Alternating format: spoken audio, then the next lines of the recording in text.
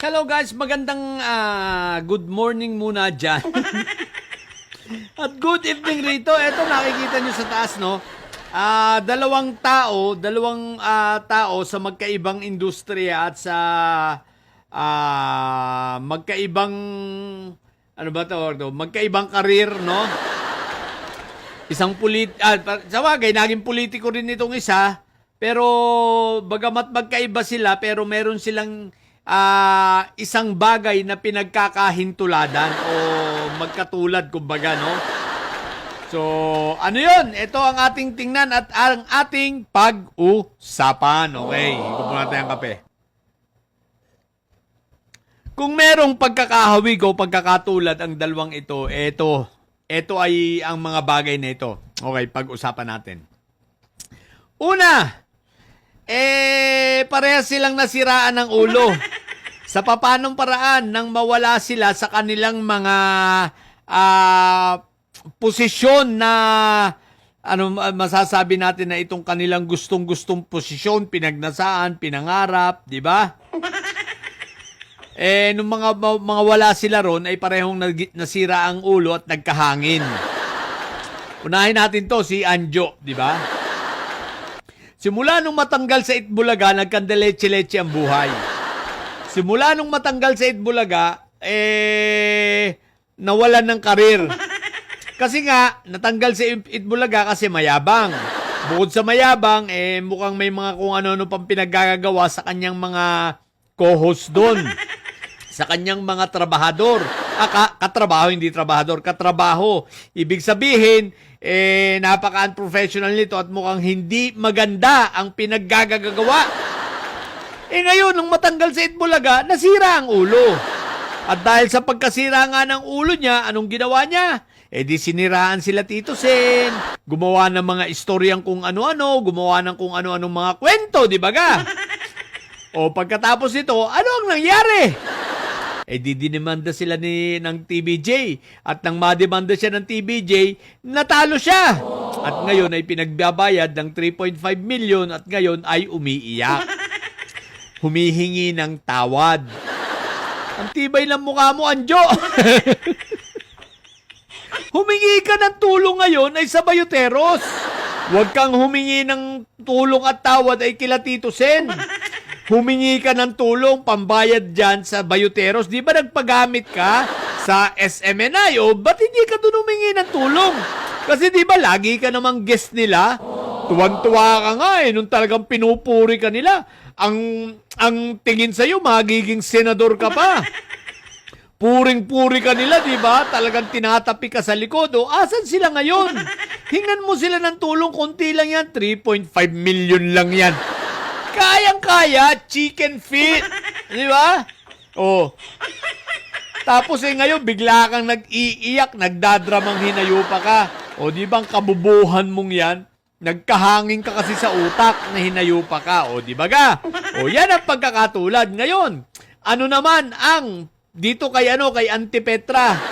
Di ba si Auntie Petra nasira din ang ulo at nasira na, nawala na sa sarili? Tinopak na simula nung matanggal sa pagka-Senate President. Simula nung matanggal sa pagka-Senate President, nagkahangin na ang utak. Nasira na ang ulo, sabi nga ni Congressman Erwin Tulfo, di ba?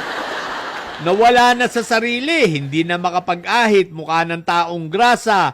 Tapos nagla-live selling kung ano-anong pinagsasasabi. Wala na sa linyahan ng mga pinagsasasabi, hangin na. Ibig sabihin, sira na talaga ang ulo. Di ba? Hindi lang yun, pati nga sa Senado, di ba lahat inaway na. Simula sa mga senador, pati si NBI director. Lahat inaway na. Di ba kasi nga nabangaw na nasira na ang ulo ni Auntie Petra dahil natanggal sa pagka-Senate President. At hindi niya yun matanggap. Isipin mo, napakaigsi lang. Wala pa yata isang buwan. Tapos ilang session lang siya, no? Hindi man lang uminit ang ampit sa upuan. Gigil na gigil pa naman. Ayan ang ginawa. Nagalit sa lahat. Nagaharakere, di ba? At nasira na ang ulo. Tinira na ang lahat, di ba? Oh, kahit yung mga dati niyang kakampi, di ba? Tinitira din yan. So, hindi ako magtataka na isang araw, ang babanata naman yan ay si Joel Islulong. Si Quick Mel, palagay ko, unti-unti na yan. O, di ba? Si Joel Islulong.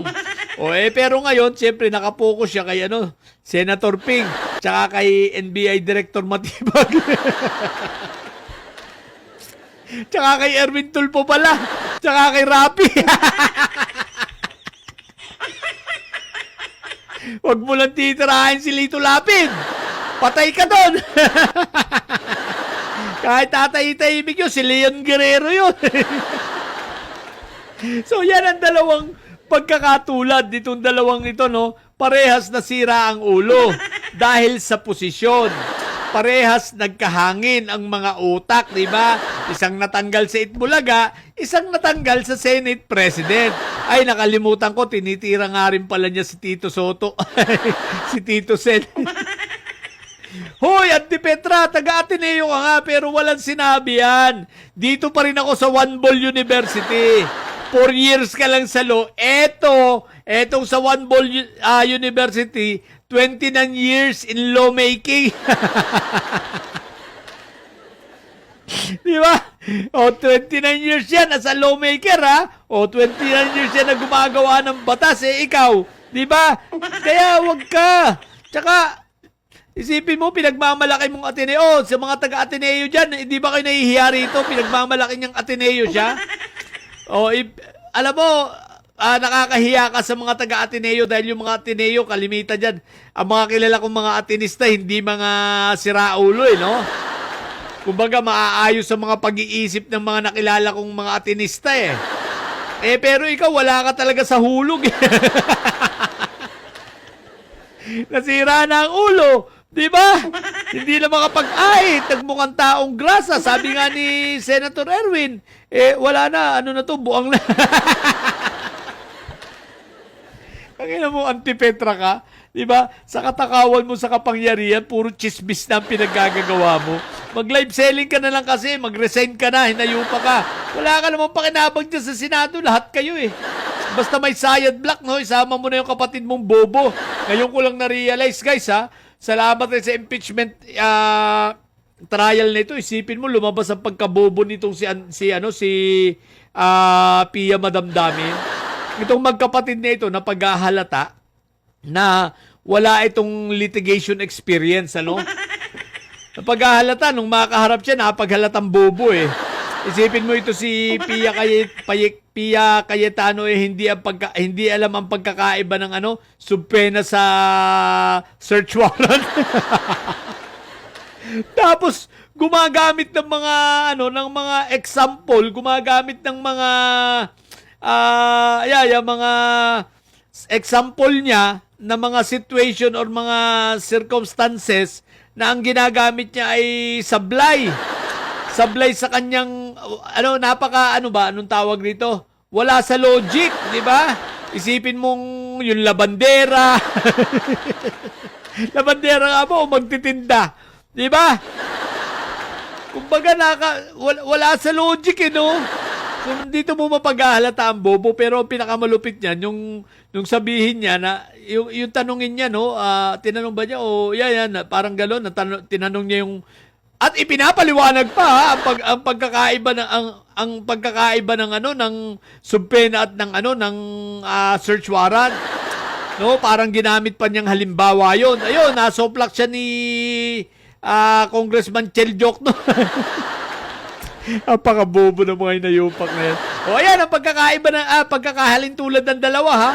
Parehong nalamanan ng hangin ang utak. Okay? So, yun lang. Sa mga bobong didilis at may side dyan na nyo.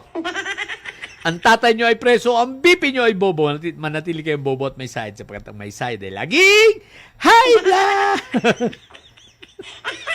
Bye!